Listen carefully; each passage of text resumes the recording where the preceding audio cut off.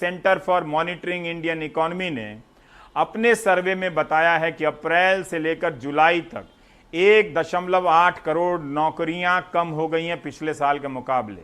सिर्फ जुलाई महीने में 50 लाख सैलरीड यानी हिंदी में वेतन भोगियों की नौकरी चली गई है। 50 लाख।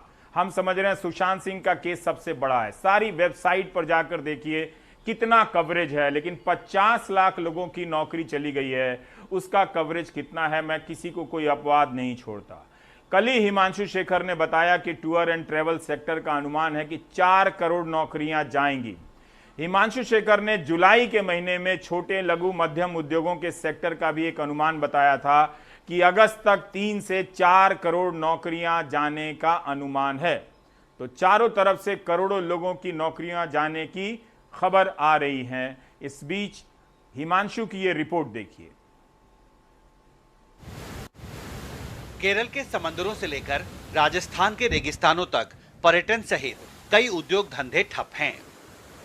पूरे देश में लाखों लोग अब तक बेरोजगार हो चुके हैं। भारतीय अर्थव्यवस्था पर नजर रखने वाली संस्था centre for monitoring Indian economy ने अपनी ताजा रिपोर्ट में कहा है कि सिर्फ जुलाई महीने में देश में 50 लाख लोगों की नौकरियां गईं।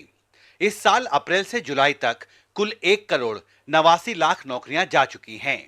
असंगठित क्षेत्र में रोजगार के अवसर में कुछ सुधार जरूर हुआ है, लेकिन नौकरियों का यह संकट बताता है कि यह सुधार बीमार है। कुछ काम करने वाले भी कम हो गए कोविड के डर से, और कुछ काम देने वाले भी कम हो गए, काम शुरू ही नहीं हो रहा। और एक पहले से एक अलग से प्रॉब्लम तो था ही कि जो एंटरप्रेन्योर्स हैं या काम देने वाले लोग हैं उनके इन्वेस्टमेंट की प्रॉब्लम थी, क्रेडिट की प्रॉब्लम थी, अंडर यूटिलाइजेशन ऑफ कैपेसिटी की प्रॉब्लम थी पहले से ही। कोविड ने और इसको कई गुना बढ़ा दिया। तो तब तक ये सिचुएशन नॉर्मल होगा नहीं और जॉब क्रिएशन होगा नहीं। दरअसल देश में कोरोना के बढ़ते मामलों का असर अर्थव्यवस्था में सुधार की रफ्तार पर पड़ रहा है। कई सेक्टर अब भी बुरी तरह से प्रभावित हैं, जिनमें टूरिज्म, ट्रैवल और हॉस्पिटैलिटी सेक्टर शामिल है। यहाँ 3 से 4 करोड़ तक नौकरियां जाने का अंदेशा है। हमारी इंडस्ट्री सबसे पहले इफेक्ट होती है, सबसे लास्ट में रिकवर होता है।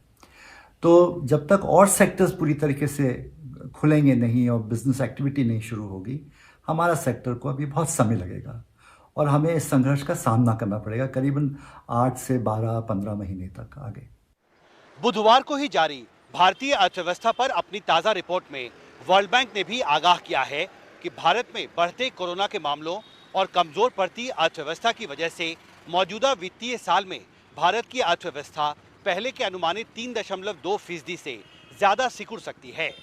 यानी आने वाले दिनों में अगर भारतीय अर्थव्यवस्था के हालात नहीं सुधरे तो भारत में रोजगार का यह संकट और बड़ा हो सकता है। दिल्ली से हिमांशु शेखर, एनडीटीवी इंडिया।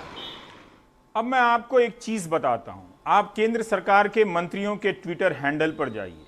उनके ट्विटर हैंडल पर इन करोड़ों लोगों की नौकरी जाने पर किसी प्रकार की प्रतिक्रिया आपको नजर नहीं आएगी।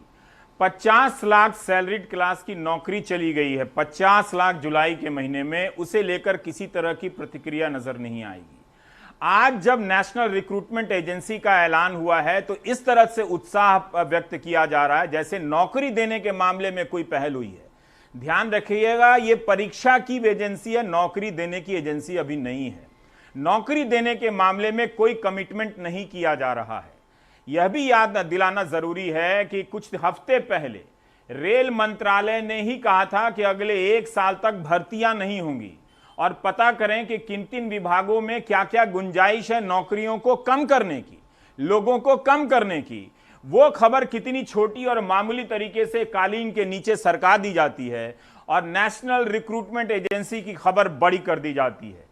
इस एजेंसी की खबर इतनी बड़ी हो जाती है कि 8 करोड़ 9 करोड़ लोगों की नौकरी जाने की रिपोर्ट छोटी हो जाती है। वो मंत्रियों के ट्विटर हैंडल पर चिंताओं में कहीं नजर नहीं आती है। ये काम मेरा बताना है, आप ठीक करते हैं नहीं समझकर, मैं आगे बढ़ता हूं।